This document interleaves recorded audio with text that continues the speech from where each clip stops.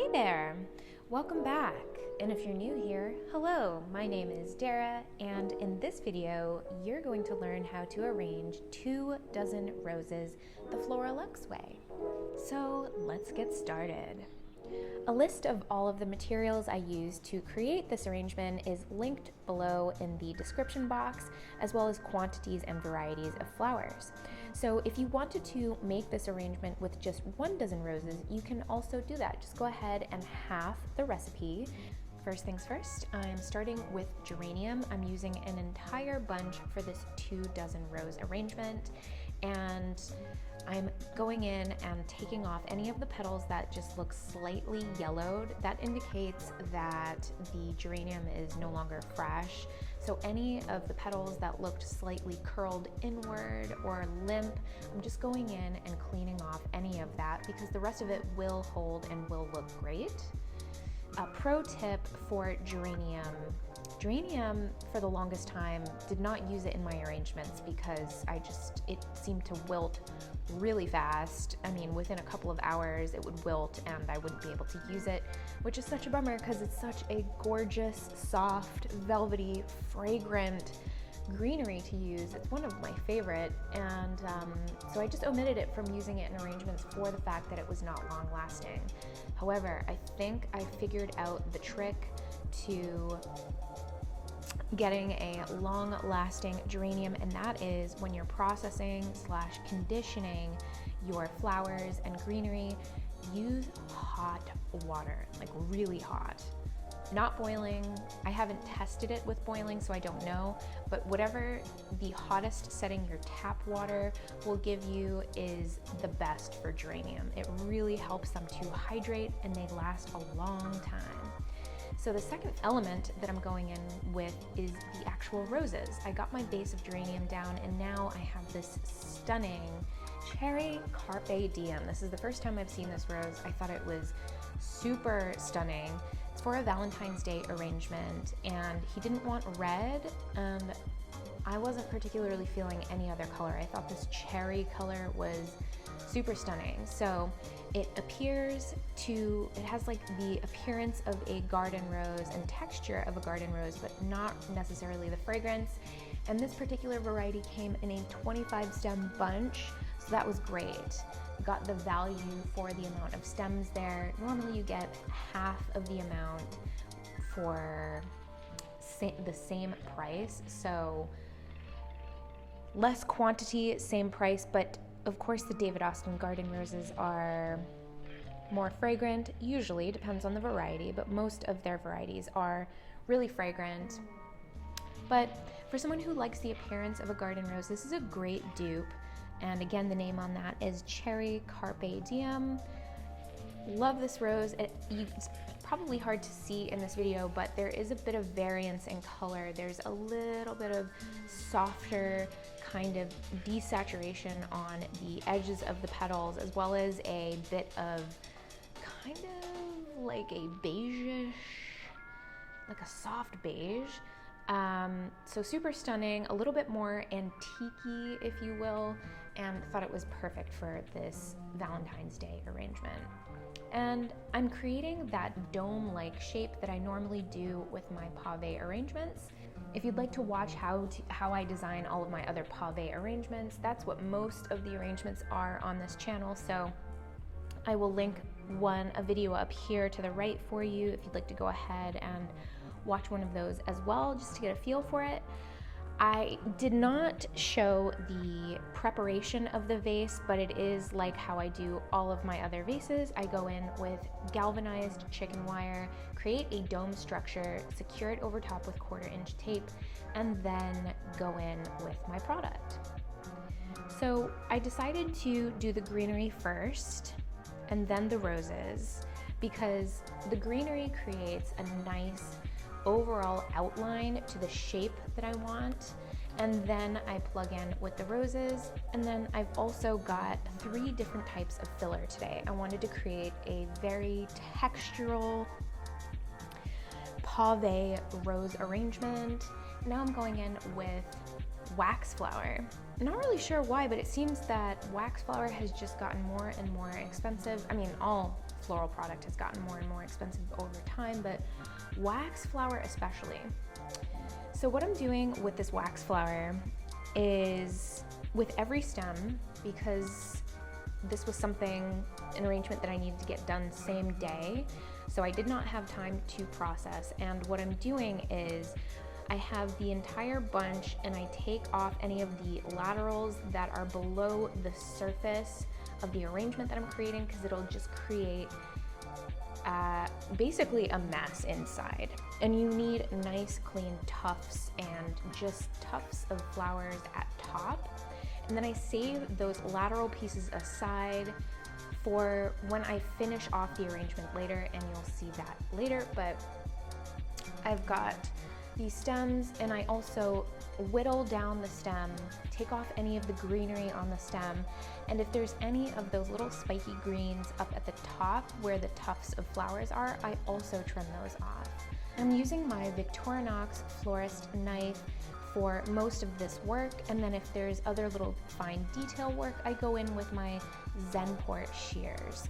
Those are really great for fine detail work as well as cutting harder stems. So now we've got Misty Green. This is a really fabulous, kind of underrated filler flower, if you will. I love that you can cut off pieces. They are long enough stems and have a lot of kind of funky, spindly greenery on them. So I will cut off the length of that top bloom that I need and then save the other second half, the lower half of the stem, for little weird kind of dill-like pieces of funky greenery.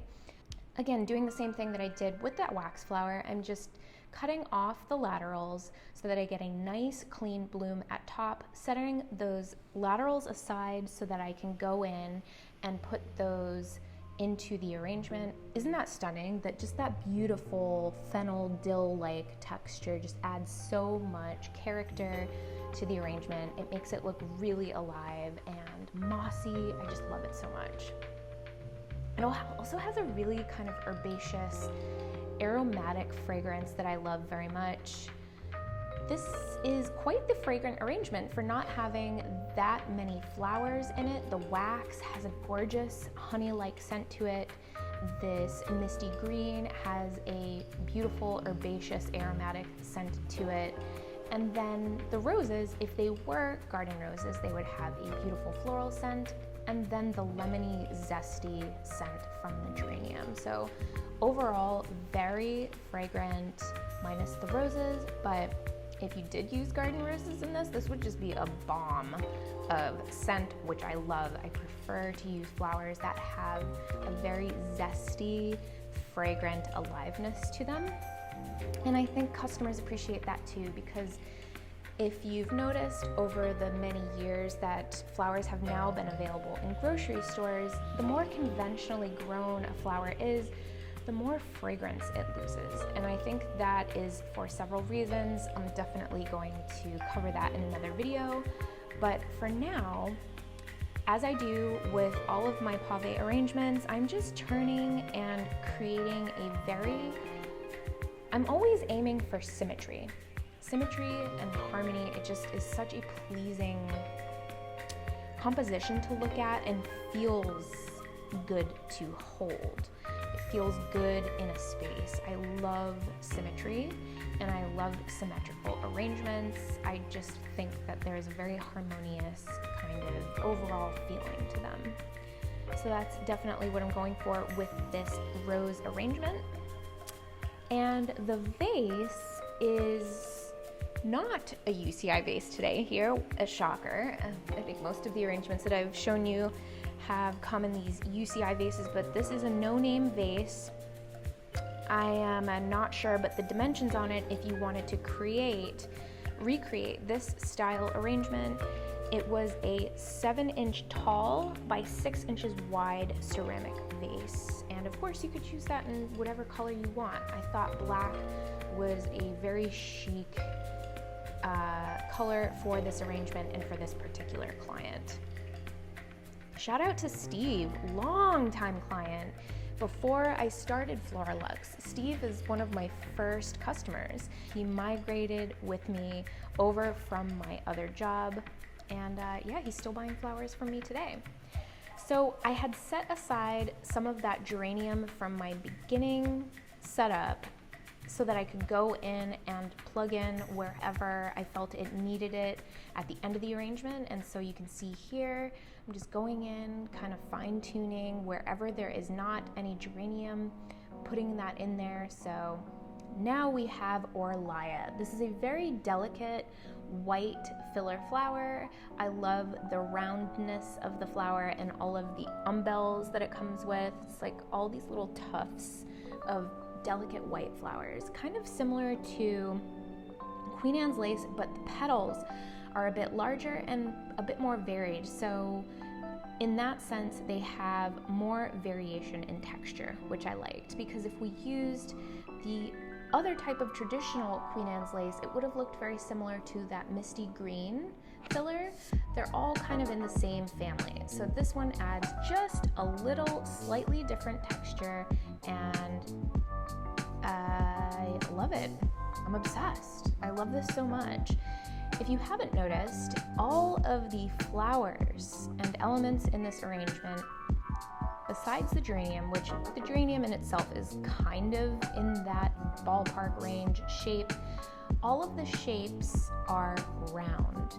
The overall arrangement is round, the flowers are round, and even the greenery, though it has more of like a arrow spear-like shape, the top tufts that I'm using are kind of round.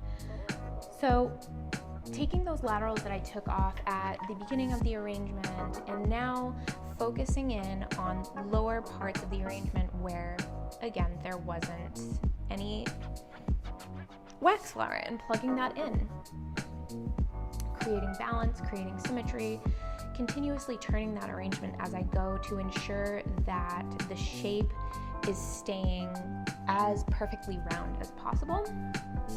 And to do this type of arrangement, though it may look simple, it takes a lot of tweaking. So as you're arranging your flowers, you're gonna be checking over and over and over again if this is off by a centimeter, a millimeter, an inch. You're kind of really fine-tuning the measurements of how you want all of your flowers to sit in an arrangement. And I feel like because that's how I design my arrangements, that is what has essentially created my own signature look. So one trick I'll show you here is, as your arrangement is starting to get more and more dense, as they do with this style pave arrangement, is holding the bloom in your one dominant hand. For me, it's my right. I'll hold the bloom up to where I want to place it into the arrangement, and then with my left hand guiding that stem down into the exact position that I want it in. Let me know if that makes sense. Drop me a comment below. Does that make sense to you? Do you want to see a video showing more in depth that particular action?